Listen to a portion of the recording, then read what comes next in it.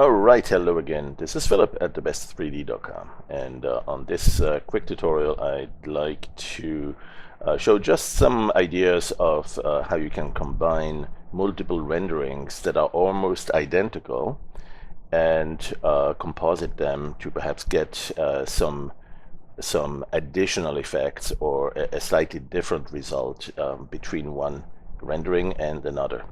And in this example, I have three renderings that are with the same camera, same lighting, same everything except for the level of the water and whether it's visible, that is, and also whether it's just even present, right? So I have one level here where the water is showing, but it is transparent, or we call it refractive, because it's not only transparent, it's also refractive. And it has the wavelets showing, has some absorption, has a couple of other effects that we have seen in prior tutorials. And then there is another level which is just plain mirror, no refraction, no transparency, but it's reflecting the surrounding environment. And then we still have the fog above the water level too. That you can also turn off if you want. And then there's also one level here where we just see all the way down to the bottom of the cityscape and barely visible in the mist, but that's without water, right? And sometimes you really want a bit of both. In fact, sometimes you want to do a composition where you have a blend of two images together. Like for instance, imagine if this was above water and this is in the ocean underwater, and you have a scene where in some case you want to see some extra fish or I don't know, some foraminifera, some tiny little single cell organisms, whatever crawls on the bottom of the ocean or swims inside the water, and you may want to see that. So you can't have it opaque like this. You may have a portion that needs to be transparent and showing the underground, and then above it you want to see this. So one easy way to composite that is that you have two images rendered, one like this and another one like that, and then you combine them together, but perhaps with a mask that prevents it from combining in certain areas. Right? So one easy way to see that function is you create a mask, let's say a rectangular selection, and you say this part here I want to now combine a different section. Maybe with the Control Shift I can move it down, or maybe I can make it a much bigger region like this, so the bottom half is enabled or selected. In fact, I might want to blur that selection a little bit.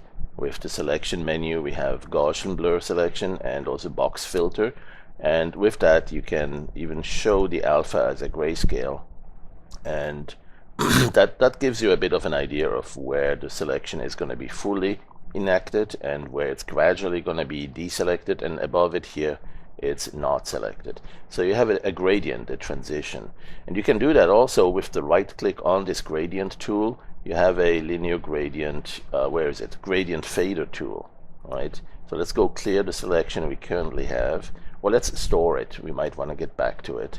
There it is. There's the alpha channel stored so we can easily restore it. Then we can go clear this, and we can use the selection fader to say fade from fully selected to not selected. See how it's doing that? And then this is cumulative, so it keeps adding to it.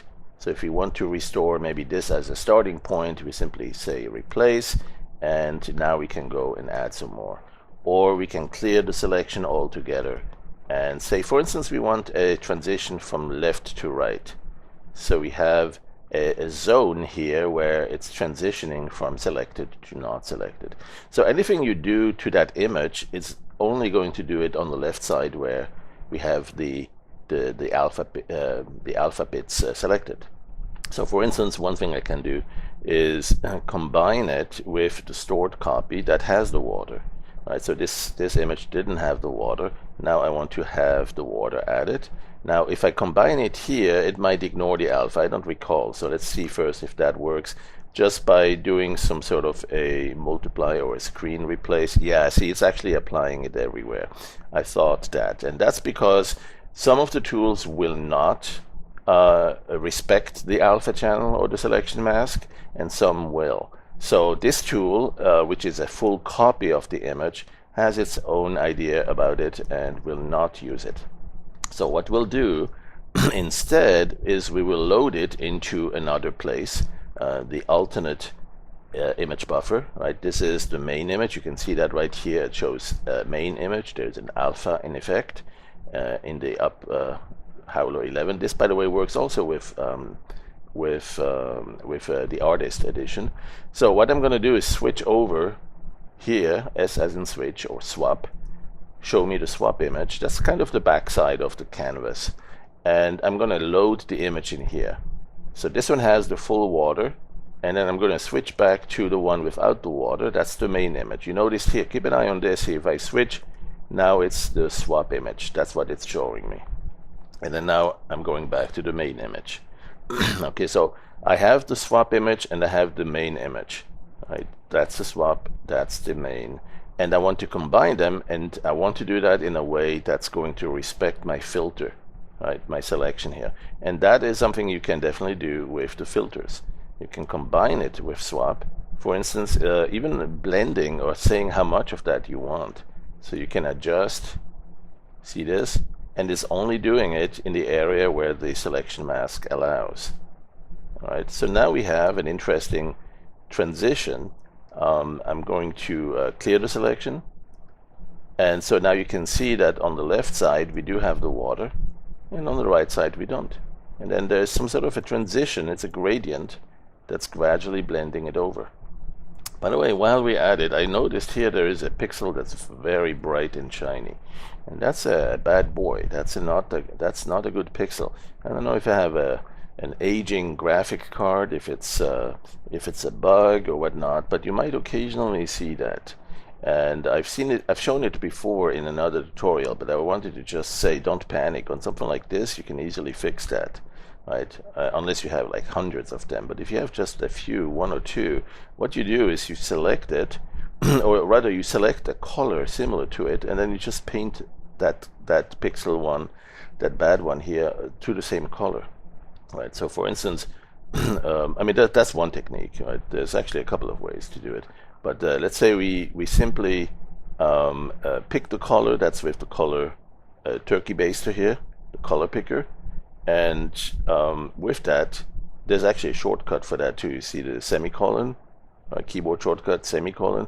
So if you have the keyboard focus on this here, you can simply hit the semicolon, and I guess I don't have it, so I'll go with the tool itself directly here, and pick the some color nearby.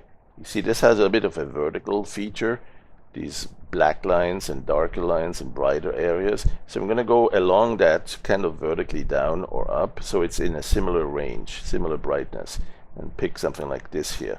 So you can see now my primary color here is very similar, and I can now use a very simple brush. Let's go to the brush tool and pick some of the simple brush or the airbrush, and small one, and then simply go paint over that, and boom, it's gone. Right, one little click, or sometimes you dab a little bit around it, and you have that pixel gone and fixed. So that's just a little quick side note, but yeah, I wanted to show some of the techniques we have to combine something like one image like this one with perhaps another one like that. Like for instance, if I wanted some text, a title to show here that does reveal the water against an image that doesn't. Right? So for instance, I'll do something like this here. Let's go with the text tool, and for the text tool I need to place it down here. Actually, as a reference, what I'm going to do is, first of all, I'll use the image where the bad pixel is fixed. And so that would be well, we fixed it on this one, so I'm gonna fix it again. Let's go to the very original. Let's go clear the selection. Let's go, so this one here is the one that's already blended. Let's go to this one. Nope, which one has it? There, that's the one with the bad pixel. Hey, it's a repeat, why not? It's always good to do it a couple of times. So I'm gonna go and select the current color, right, something like this, and then paint with the brush, and paint it over. There you go. Oh, and I mentioned there's another way to do that. Let's undo that and just explore. If you have a whole group of pixels that you would like to kind of blend into a similar tone. You could also select that with the magic wand, or with the, if it's a circular selection, you can do that with the oval selection tool, something like that. And then there are a couple of ways to fill it with the image fill options here. And there's a clone fill and also a feature removal fill. And then so sometimes the feature removal fill will just be a nice little magic way to blend it away. If you really look closely, you might still see something a little bit odd about it, but when it's that small and you zoom back, it's hard to detect it. So that feature removal tool could be a very quick way to do it too. Plus, you know, if you have that selection, something like this here, you can always move that selection somewhere else, right? With the control, drag it around, place it over another bad pixel, and do the same thing. It will pick whatever the neighborhood pixels are, so you don't have to go and worry about a different tone. And so that will be an interesting way to very quickly fix a couple of bad boys there, a couple of bad pixels. Another thing you can also do is perhaps first blur that selection a little bit, so it's not a too crisp, a sharp a transition. Right? You could set it so that it has a bit of a blurry transition on that selection. So again, we've seen this with the Gaussian blur or the box filter. This time I'm going to use the Gaussian blur, and you can see that you can blur that selection ever so slightly, just a few pixels is all it needs. You can enter them dynamically. You can do a hybrid or a precise selection per the Gaussian algorithm. And so now you have a selection mask that, again, you can use the control key to just place somewhere, and then with the feature removal fill, kind of blend away some of these. Now this is not where you would want to do that, because that certainly damages what we had. It's a big selection too. So if you want to use that for something a bit more meaningful, like removing a bad bright pixel, you'll want to tighten that the size of that selection a little bit. Anyway, so that's just to explore some of the techniques that are available to fix a few bright pixels, and you could do that in a couple of ways, even when it's not a bad pixel, but you just want it different. Right? For instance, here you see some texture, that some bump map that's showing some bright reflection, and maybe you think it's not a good idea. I mean, it might evoke the impression of some lights, right? You might, here for instance, you might think these are lights, but it's just a reflection of some bump maps. But it's interesting because it gives it a bit, it makes it look a little bit like there's somebody working in the office at in the evening, and there's still some lights on.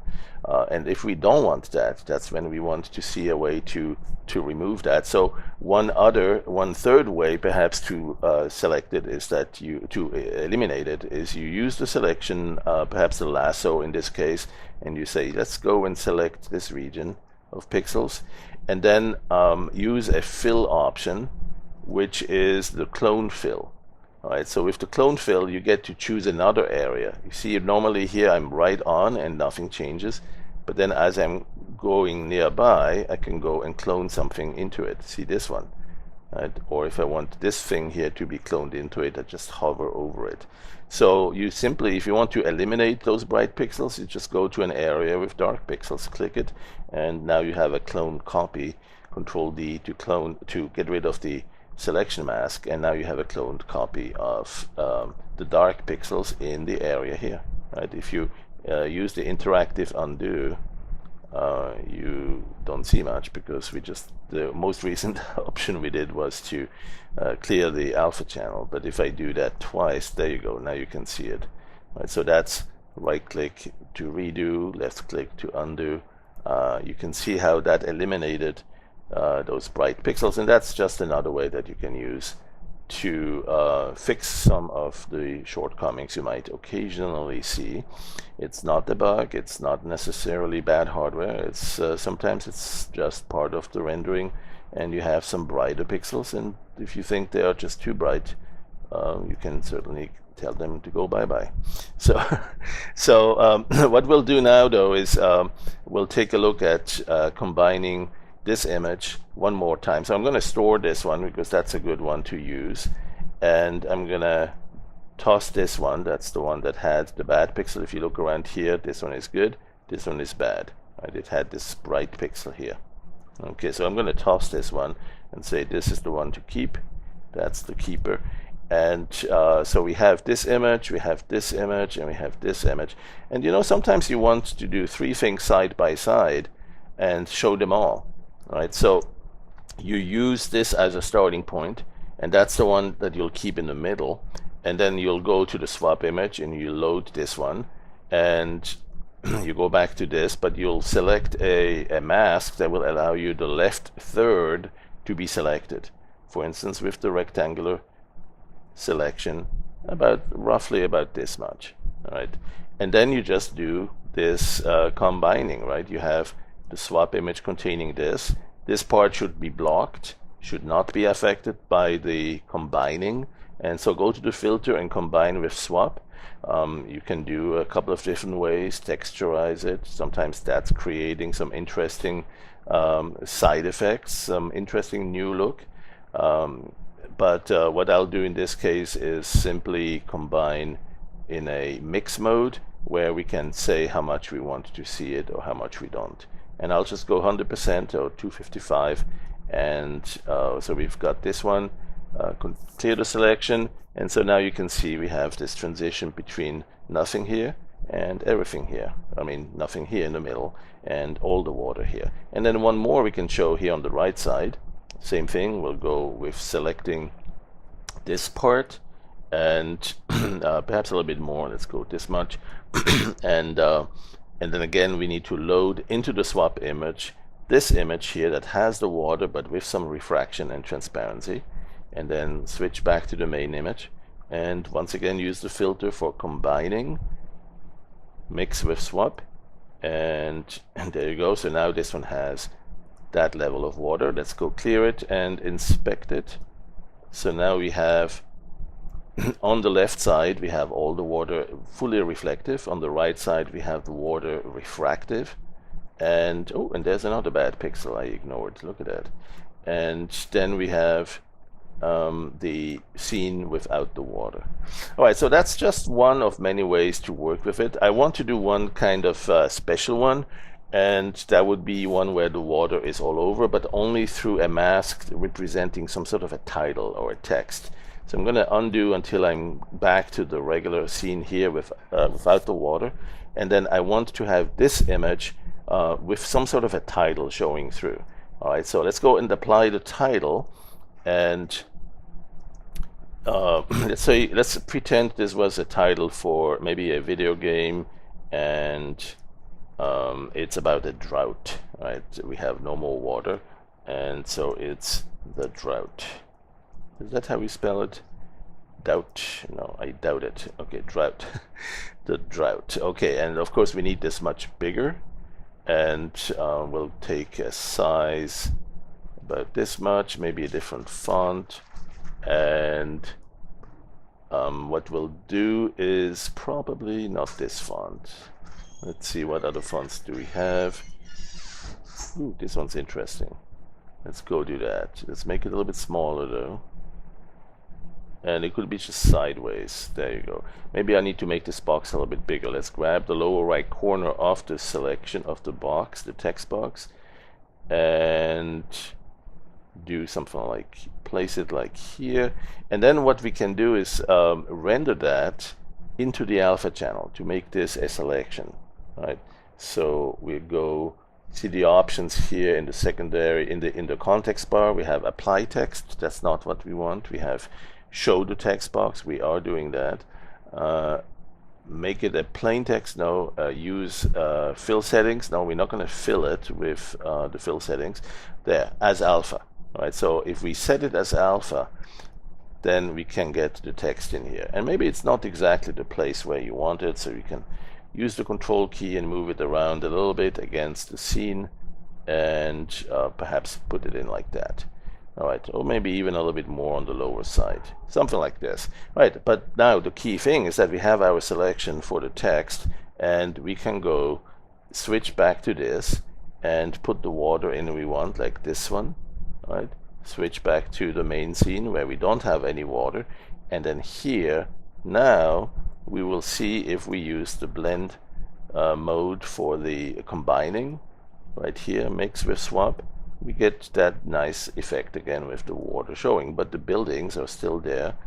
All of the background, the rest is the same, right? So we can go Control D and it will look like it's the text is hidden because we actually didn't hide it. We just had the text from the other image, which is the same here, right? Those two buildings are there in both scenes, in the one with the water and the one without the water. So it still looks like the text is there, but it's actually hidden by part of what was in that same image. So cool effects there sometimes, right? Sometimes you just want that, make it look like the text is actually part of the 3D scene, and even though it's not, it can certainly look like it. And that's what the magic of art is. It's to make believe. You know, you look at the photograph, you're not really there. You're just looking at the photograph, but it's make believe. And it's the same with painted art or with many forms of art. It's to evoke an impression, a memory, a reaction, something worth triggering some neurons for, right? All right, good. Thanks for watching, and we'll see you next time on thebest3d.com with Project Dog Waffle.